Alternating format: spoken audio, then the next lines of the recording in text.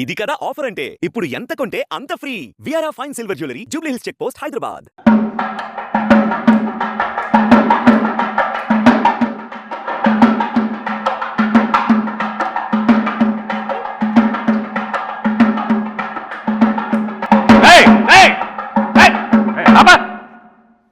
కూర్చోదు. నీకు పెళ్లి చేసుకోమన్నాను కదా. చేసుకోమంటావు నాన్న. కట్నం కట్నం కట్నం అంటే ఈ రోజులు ఎవరు ఇస్తారు నాన్న కట్నం? కట్నం లేకుండా ఊరికే ఫ్రీగా వచ్చి ఇంట్లో పెట్టేసి మొత్తం మేము చూసుకోవాలి అమ్మాయిని. అట్లాగే వస్తారు ఈ రోజుల్లో. ఎవరు ఈ రోజుల్లో ఇంటికి వస్తున్నారు ఎవరైనా? ఇంకేం చేయమంటావు నాన్న? కట్నం తీసుకొని పెళ్లి చేసుకో. నీకు కావాలంటే బయటకి ఎక్కడైనా బ్యాంకాకి వెళ్ళి సరదాగా వెళ్ళి వచ్చాయి, ఆయన కూడా తీసుకెళ్ళి.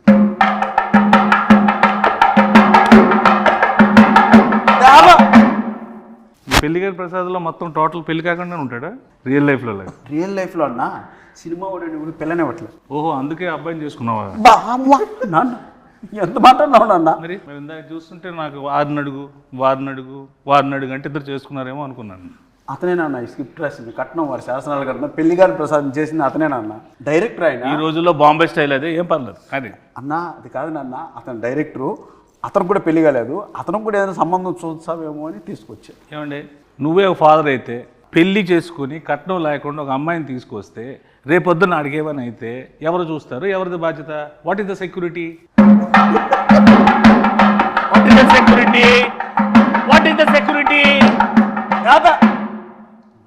ఈ రోజుల్లో కట్నం తీసుకుని పెళ్లి చేసుకోవడం నేరం. ఎవడు చెప్పాడు? మీడియా చూస్తే అలా తీసుకోకుండా నువ్వు నేరం అంటున్నావు. అది తీసుకోకపోతే నా దృష్టిలో ఘోరం. కట్నం అసలు ఏం చేస్తావు?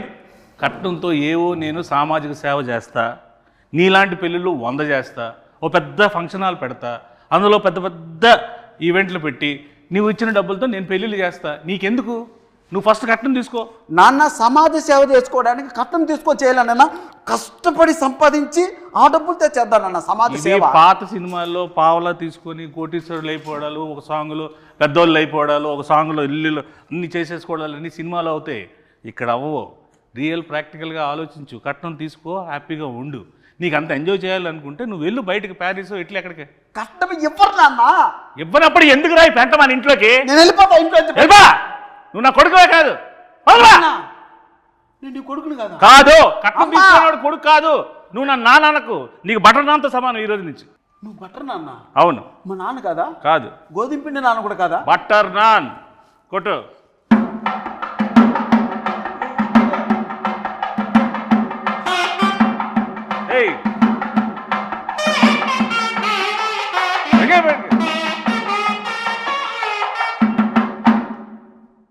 ఇప్పటికీ అర్థమైందా? వాళ్ళు కూడా సింబాలిక్గా సౌండ్తో చెప్తున్నారు, కట్నం తీసుకోరా జీవితంలో బాగుపడతావు. కట్నం తీసుకోకపోతే నీ లైఫ్ ఏమో తెలుసా? ఇలాగ వైలెన్స్గా సైలెన్స్గా ఉంటుంది. అంటే అది కాదు నాన్న, నువ్వు మాత్రం కట్నం తీసుకోలేదు, నన్ను మాత్రం కట్నం తీసుకోమంటున్నావు. బుద్ధి గడ్డి తినే నిన్ను తీసుకోమంటున్నా, నాలాగా నువ్వు అవ్వకుండా ఉండడం కోసం. అన్న ఇక్కడ ఎవరైనా కట్నం తీసుకున్నానన్నా? నువ్వు తీసుకున్నావు కట్నం? ఇక్కడ ఉన్న వాళ్ళందరూ వీడితో పాటు పెళ్లి చేసుకుంటారా? పెళ్లి నువ్వు ఒక్కడే చేసుకున్నావు కదా. వాళ్ళకంతా ఆల్రెడీ పెళ్ళి అయిపోయినాయి నాన్న. మరి నీకు వాళ్ళతో ఎందుకు గోల? కొట్టు.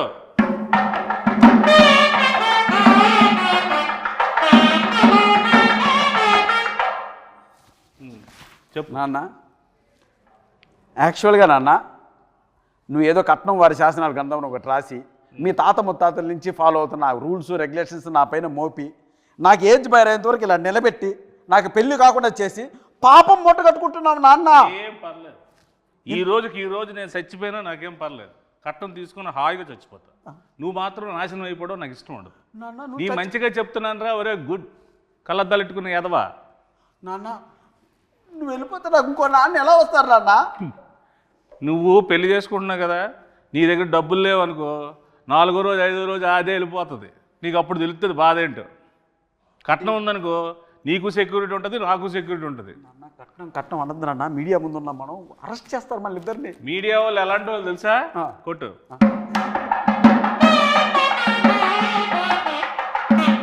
వాళ్ళకన్నీ తెలుసురా బాబు, నువ్వు చెప్పినవన్నీ వాళ్ళు ఏం కథలు వినరు, వాళ్ళకన్నీ ప్రాక్టికాలిటీస్ తెలుసు. సరే నా సంగతి అలా ఉంచుకొని డైరెక్టర్ కూడా పెళ్లి కావాలంటే ఎందుకు అడగ అతను? నువ్వు ముందు చేసుకుని ఆయన ఆ చేసుకున్న దాంట్లో 4-5 పాయింట్లు ఉంటాయి కదా, అవి అడిగి చెప్పు. అందులో ఒక పాయింట్ అయినా కనెక్ట్ అవుతాడు, పెళ్లి చేసుకుంటాడు. ఎన్ని పాయింట్లు ఏం చెప్పినా సరే కట్నం మాత్రం స్ట్రెస్ చేసి మరీ చెప్పు. అసలుకే మతిమరుపు ఎక్కువ ఈ క్యాండిడేట్కి. కొట్టు.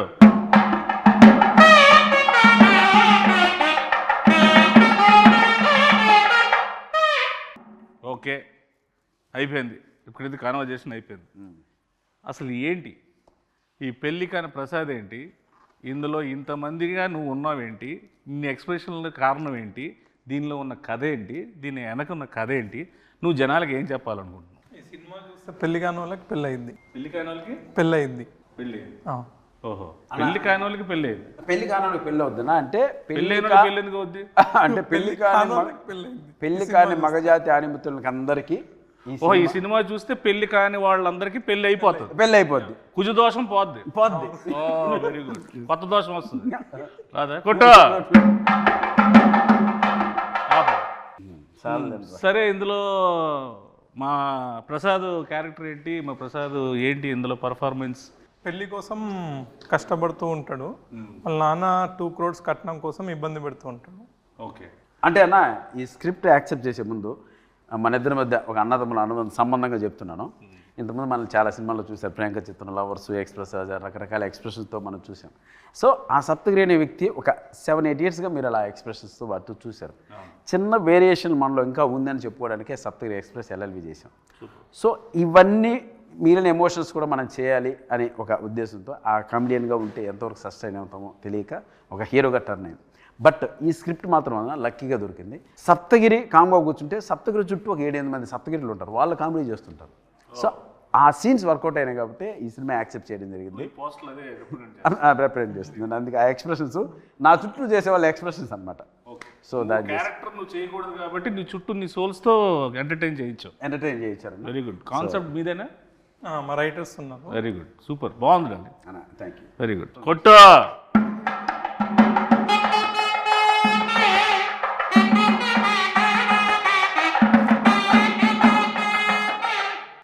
ఇది మన అంటే మాకు మాతృ సంస్థ లాంటిది వెంకటేశ్వర క్రియేషన్స్, దిల్రాజ్ గారిది.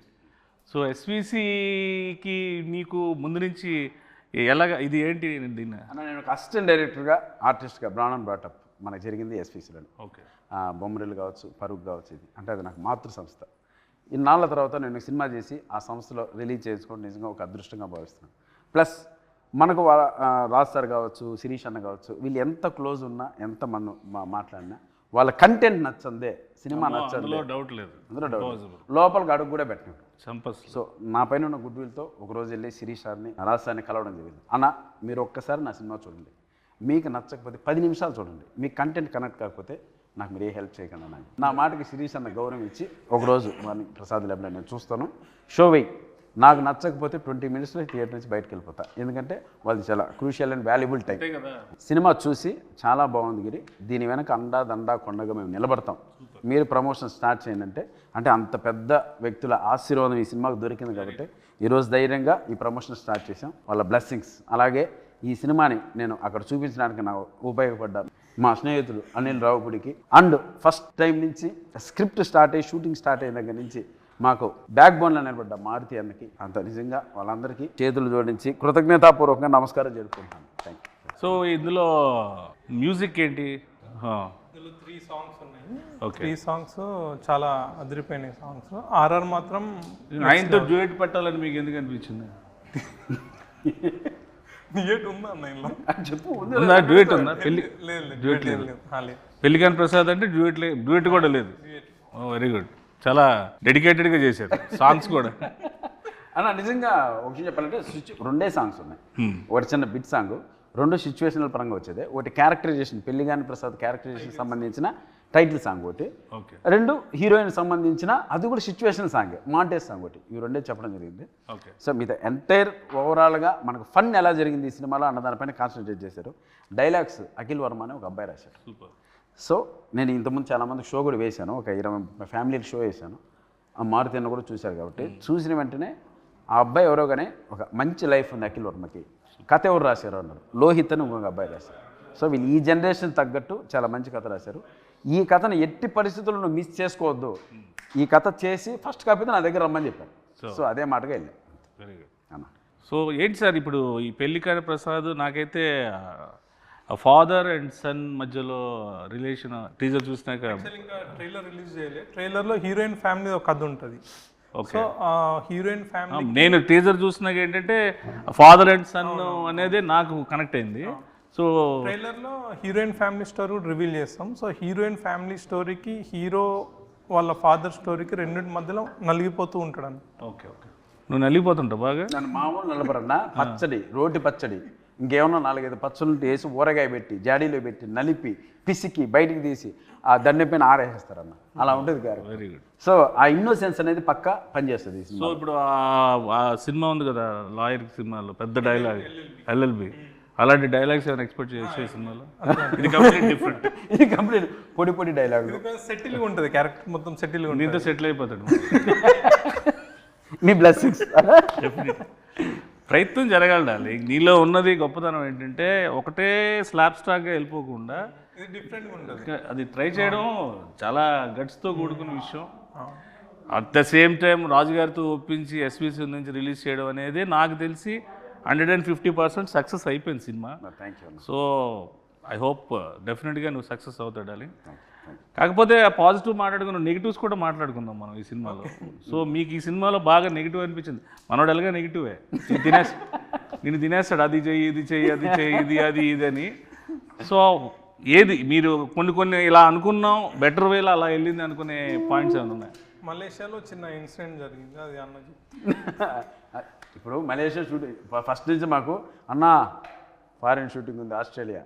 అలా స్వాతి ముత్యం సినిమాలో ఉద్యోగం కోసం కమలాసన్ గారు తిరుగుతుంటారు సోమయాజీ. అలా ఆస్ట్రేలియా సరే ఆస్ట్రేలియా పోతున్నాం కదా, సరే ఓకే అన్నా దుబాయ్. ఏరా ఏం దుబాయ్ అంటే ఆస్ట్రేలియా బడ్జెట్ సరిపోవట్లేదన్నా అన్నాడు. సరే అన్నా సరే కాంప్రమైజ్ చేస్తా అన్నా దుబాయ్. సరే దుబాయ్ బాయ్ బాయ్ బాయ్ అన్నాడు. సెట్కి వచ్చావు. దుబాయ్ బాయ్ అన్నా మలేషియా ఆస్ట్రేలియా నుంచి దుబాయ్ నుంచి మలేషియా. ఎందుకు అన్న బడ్జెట్ కొంచెం సహకరించడం. సరే ఓకే చివరికి మలేషియా సరే చివరికి గోవా అంటాడు, భయపడ్డా. చివరికి ఆన్లైన్ వీసా ఉందన్న మలేషియాకి వెళ్ళిపోతుందని మలేషియాకి తీసుకెళ్ళాడు. దిగిన వెంటనే అన్న 40 డిగ్రీలు అన్నాయండ. 40 డిగ్రీలు అలా కనపడింది. ఆ రోజు నుంచి 3 రోజులు రోడ్లపైన డ్యాన్స్ వెళ్ళా. పైగా బ్లాక్ షర్టు బ్లాక్ ప్యాంటు. నా వల్ల కాదు అన్నా, నీకు దండం పెడితే వేసేయన్నా అని రాత్రి పోలు బయట తరగతి. అన్నా మలేషియా వచ్చామన్నా, పెరిగిపోయిందన్నా భోజనాల ఖర్చు, ట్రావెల్ ఖర్చు అని. అసలు మామూలు ప్రొడక్షన్ మేనేజర్ ఇంకా అక్కడ డైరెక్టర్ మర్చిపోయింది. సాంగు ఇతను కష్టపడితే సాంగ్ అవుద్ది అలా అన్నాడు. సరే ఓకే నీకోసం కష్టపడతాడు. షర్ట్ ఇప్పేసి ఒకసారి మలేషియా అంతా తిరిగా, ఎండకు అలవాడవడానికి. నిజంగా షర్ట్ ఇప్పి తిరిగా, ఎండకు ఎదిరెళ్ళా. సరే చేద్దాం మనోడు కూడా కష్టపడతాడు. సరే ఈ ప్రాసెస్ జరుగుతున్నప్పుడు ఒకనొక సందర్భంలో రకరకాల చోట్ల తీసుకెళ్తున్నాడు. అన్న మాదే మలేషియా, మా నాయనే కట్టింది బిల్డింగ్లంతా, ఇక్కడ పర్మిషన్ వేసే అంటాడు. ఇలా ఒకనొక సందర్భంలో మలేషియా ఒక పార్లమెంట్ లాంటిది ఒక ప్లేస్ ఉంది అన్న, ఇది కూడా మంది వేసే అన్నాడు. సరే అని చెప్పి నేను నా మాట ఒక చోట ఆడ రిస్ట్రిక్షన్ ఉన్న ఏరియా నా పాటుగా డ్యాన్స్ పెట్టే ముందేసి సాంగ్ ఆన్ చేయమను, నేను వేసుకుంటాను నేను. అది పెళ్ళి కానీ ప్రసాద్ అని ఇంతవరకు 1 2 3 వినపడుతున్నా. కాసేపటికి వినపల్లా తిరిగి ఊరు లేరట్లా. అరే ఏంట్రా ఏమైపోయినా అని తీసుకెళ్ళి పోలీస్ స్టేషన్లో పెట్టాడు. పోలీస్ స్టేషన్కి అక్కడ పిక్ పాకెట్లా ఉన్నాడు అన్న. కెమెరాలకి ఎత్తుకెళ్ళిపోయారు. పోలీస్ స్టేషన్ ఎక్కడ ఉందో నాకు తెలియదు కదన్నా. మొత్తం ఎత్తుకెళ్ళిపోయారు, మొత్తం యూనిట్ అంతా. అదేమన్నా సరే పోలీస్ స్టేషన్కి వెళ్ళాం. ఇతన్ని పోలీస్ స్టేషన్ నుంచి తీసుకురావడం అన్న తల ప్రాణం తోకొచ్చిందన్న. వాళ్ళు ఇంకోటి అంటే కావాలని వాళ్ళు ఏదో మలేషియన్ లాంగ్వేజ్ మాట్లాడుతున్నారు. ఈయన నీదే అన్నావు కదరా, బిల్డింగ్లో మీ నాన్న కట్టాడన్నావు కదరా, మాట్లాడరా మలేషియన్ లాంగ్వేజ్ రాదు. ఇంకా ఆ రకంగా ఆ రోజు అంతా రాత్రి పోలీస్ స్టేషన్ పొద్దున్న 3 గంటలకు బయటకు తీసుకొచ్చి అమ్మాయి అలా వెళ్ళాం. పొద్దున్న షూటింగ్ అంటే అన్న మళ్ళీ వాళ్ళే ఇచ్చారు నా పర్మిషన్, అక్కడ ఇచ్చట మనం అన్నాడు. ఇంకా రాత్రి స్టేషన్లో పర్మిషన్ లాక్కున్నాడు మళ్ళీ. సో అలా ఆ ఇన్సిడెంట్ నిజంగా తర్వాత తలుచుకున్న అప్పుడు సిచ్యువేషన్ సీరియస్ కానీ తలుచుకున్న తర్వాత పడి నవ్వు. సో అలా జరిగింది ఆ incident. So Australia, Dubai, Malaysia, Goa అనేలోకి మలేషియాకి తీసుకెళ్ళాడు. చివరికి ఆడ కాంప్రమైజ్ అవ్వాల్సి వచ్చింది అన్న. అలా గోవా అయితే మిలిటరీ వచ్చింది, వాళ్ళు నేవీ మిలిటరీ కూడా కాదు, సముద్రం తీసి కలిపేసేవాళ్ళు. అలా జరిగింది కొట్టు.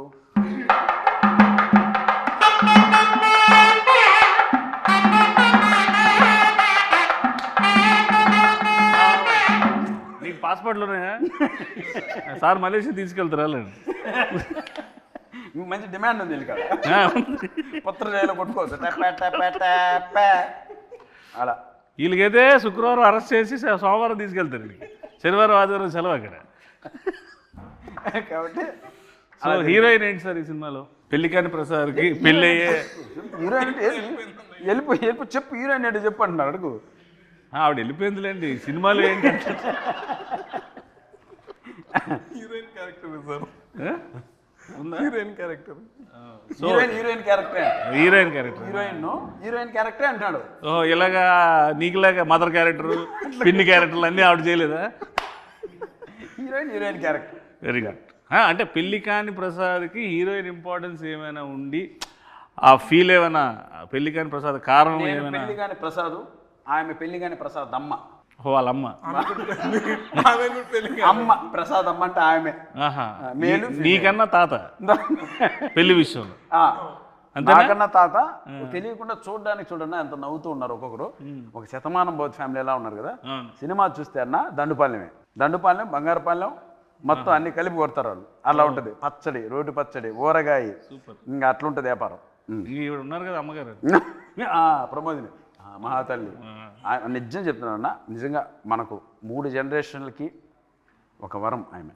అటు లెజెండ్స్ ఎన్టీఆర్ గారు, నాగేశ్వరరావు గారు, అక్కడి నుంచి తర్వాత చిరంజీవి గారి తరం, ఆ తర్వాత ఈ తరానికి కూడా ఆయన ఉండి ఆ ట్రాన్స్ఫర్మేషన్ ఉంటుంది చూడండి అన్న. అన్నపూర్ణమ్మ గారి స్క్రీన్ మీద షార్ట్లోన ఆఫ్ ద షాట్ కూడా ఆవిడ ఎనర్జీ కానీ ఆవిడ తాలూకా అంతే. ఆ జనరేషన్లో వాళ్ళకి ముందు కాళ్ళకు దండం పెట్టుకోవడం తప్ప మనం చేసేది ఏం లేదు. ఇంకోటి, మనం ఏదన్నా రెడీ అయిపోతామని రాగానే ఏరా అబ్బాయి రెడీనా అంటే అమ్మ రెడీ అమ్మా అంటే ఇంకా అక్కడికి వచ్చి ఒక సీన్ పడిందన్న మాకు ఆయనకి. నువ్వు కాచుకో, నువ్వు సత్తగిరా, నేను అన్నపూర్ణమ్మ ఎవడో తెలుసుకున్నావు అని చెప్పి రైట్ తల్లి అన్నాం. ఇంకా అంతే ఉత్తికి ఆరేసి దండం మీద ఆరేసి క్లిబ్బులు పెట్టి వెళ్ళిపోయింది లోపల. ఇంక ఎండ వచ్చినప్పుడు 6ంటికి పెట్టుకోవడం అంతే. అలా ఉంటుంది మ్యాటర్. డైరెక్టర్ గారు ఒక క్లోజ్ తీయమంటేనే ఇప్పుడు ఎవరు సగం క్లోజ్ తీయట్లేదు. ఇన్ని క్లోజ్లు ఎంత బాగా తీసిన డిఓపి ఎవరు సార్? సుజాత సిద్ధార్థ్ అని డిఓపి చాలా బాగా చేసిండు. ఆయన ఇంతకుముందు 6 to 7 ఫిల్మ్ చేసిండు. అన్ని మంచి బడ్జెట్ మూవీస్ చేసిండు. ఇప్పుడు మనం మూవీ చేసాము. అంటే సుజాత సిద్ధార్థ గారు ఇచ్చినటువంటి అవుట్పుట్ వల్లే, ఆ క్వాలిటీ వల్లనే నేను ఒక పెద్ద మనుషుల దగ్గరికి వెళ్ళగలిగాను. ఇండస్ట్రీ పెద్ద ఆ క్వాలిటీ ఉన్న అవుట్పుట్ చూపించాలి కదా. ఏదో అది లేకపోతే నేను కూడా ధైర్యంగా వెళ్ళాను. నిజంగా ఆ విషయంలో మాత్రం సిద్ధార్థకి నిజంగా స్పెషల్ థ్యాంక్స్ అన్న. Thank you. అండ్ ఆ అవుట్పుట్ తీసుకుని నేను చూపించడం వల్లే క్వాలిటీ బాగుంది, మంచి మేకింగ్ చేశారు, మంచి ఆర్టిస్టులు పెట్టారు, ఎవ్రీథింగ్ పర్ఫెక్ట్గా ఉంది, ఇప్పుడు మేము చూస్తామని ఒక నమ్మకం కలిగించే విధంగా మాకు ఆ ఫోటోగ్రఫీ చేశారు. ఇక ఈ ఇన్ని ఎక్స్ప్రెషన్లు ఒక ఫ్రేమ్లో సినిమా గురించి చెప్పే ఈ కాన్సెప్ట్ చాలా బాగుంది యాక్చువల్లీ. ఈ థాట్ ఎవరిది? Very good sir. అంటే అన్ని ఆర్టిస్టులు కన్నా ఒక పెళ్లికాని ప్రసాద్ అనేవాడికి ఇన్ని వేరియేషన్స్, ఈ సినిమాలో ఇన్ని ఎమోషన్స్ ఉంటాయనేది బై పోస్టల్ చూస్తేనే మాకు అర్థం అవుతుంది. అది సినిమాలో డెఫినెట్గా ఉంటుంది అనుకుంటున్నాను. అది ఉంటే కనుక నువ్వు ఇంకా పాన్ ఇండియా సినిమా చేసుకోవచ్చు. హ్యాపీగా రీజనల్ లాంగ్వేజ్ మంచి సినిమాలు పాన్ ఇండియా, మళ్ళీ మలేషియా జైలు, పాన్ ఇండియా అంటే మలేషియా, అక్కడి నుంచి ఆస్ట్రేలియా నుంచి దుబాయ్, కట్ చేస్తే పెళ్ళి లింగంపల్లి, యూసఫ్ కూడా. సో ఇందులో యాక్షన్ ఎక్కువ ఉందండి. కామెడీ యాక్షన్ ఉంది. అది that is one of the action, biggest action. Comedy అనేది అంత యాక్షన్ ఎవరు చేయలేరు. ఫైట్ మాస్టర్లు కామెడీ యాక్షన్ చేయలేదు. అందుకే అన్ననే చేసేసాను. ఫైట్ మాస్టర్ లేడు అని ఆయన చేసాడు. అన్ననే ఈ మాస్టర్ కూడా ఈయన. సూపర్.